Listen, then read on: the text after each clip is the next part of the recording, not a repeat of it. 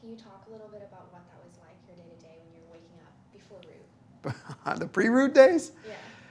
Yeah. You whippersnappers don't understand what we went through. Got a good one. All right, here we go.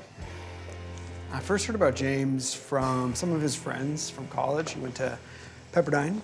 Oh shoot, I just looked at the camera. It's terrible. It's fine. And it had come up from his friends that they had known that he had started something pretty unique. I definitely thought he was pretty cool. I think I probably undershot who he was as a person. I heard that James still drives the same car. Well, it's almost like a funny flex now, driving the car that he drove. I assume in college, it's like a Mazda 3, no endorsements. But it's fun to see him come to our company events in that car specifically, because it's sort of an indicator to who he is. I think that so many in this industry do it for the wrong reasons, and maybe they become successful in that and they become founders, and their firms are driven by selfishness and greed and taking as much money out so they can live the life that they want and basically doing the minimum for everyone else. James is the exact opposite. He lives everything that he says, and he wants everyone to be able to flourish and have this incredible career where they're given tons of opportunity to excel and create this life for themselves. And in the meantime, he's driving around a Mazda 3 from 2015 with a manual. And, you know, it's great to see. We talked so many times before I joined. I would say, like, my wife used to tell a story that it was like he pursued me. It was like he knew that he wanted me to join Root, and it was clear to him that, like, I could have been a good fit for what Root was doing, that he was making an effort to check in with me, you know, fairly regularly on my progress towards being able to get past the fear of leaving my old firm. Why join Root? Why didn't you just go do your own thing? That's a great question. When it became obvious I was going to leave that old firm is when I started talking to James. And through those conversations with James, I realized that he had already built something that's exactly the way I would want it to be built. Super client-focused, very, very detailed on what the grand scheme of this industry can be and is and how it can be structured.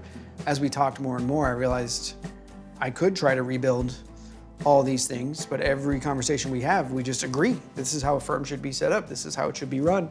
So when I was toying with the idea, everyone was like, yes, do it. This sounds incredible. Somebody's building something exactly the way you would do it. That's the type of firm you should join.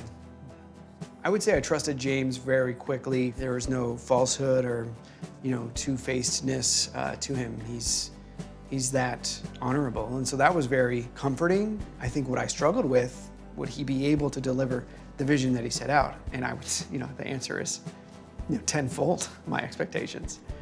We had a dramatic moment for sure. I knew that I had wanted to join him. James was like, okay, man, like we are ramping up over here. Things are getting busier. What's it gonna take? And I've been in my old firm for almost 9 years. I wanna give them a shot.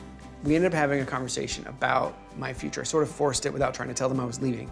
It was so poorly thought out, so poorly executed. Immediately, I was like, James, today, I will quit today. It's over, it's done. I was ready to never go back to that office.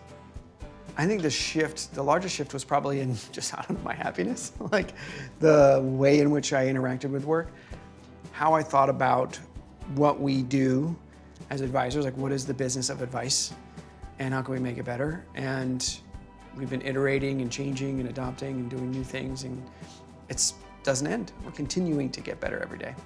It's wild how much it still feels like we're still new, bootstrappy startup. I think we just hired a 55th employee, and it still feels hyper collaborative. What are we working on? What's changing? What's new? That mindset that James had as founder, leader, CEO really just carried through. Living out that mission, vision, purpose that James set forth, still true today.